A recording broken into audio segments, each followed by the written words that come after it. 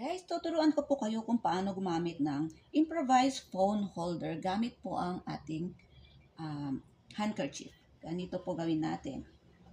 Ayan.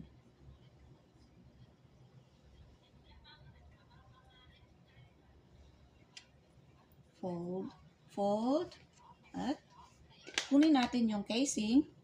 Ilagay po natin sa ilalim. Ayan. And kunin natin yung phone. Ganyan.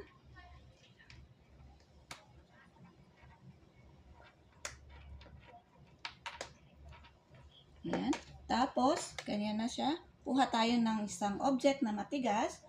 Tapos, itatali natin. Para habang po tayo naglalaba, pwede man natin pwede tayong manood. Ganyan. Okay, tingnan nyo, oh. Yan. Pwede nang isang tabi at saka manood na rin.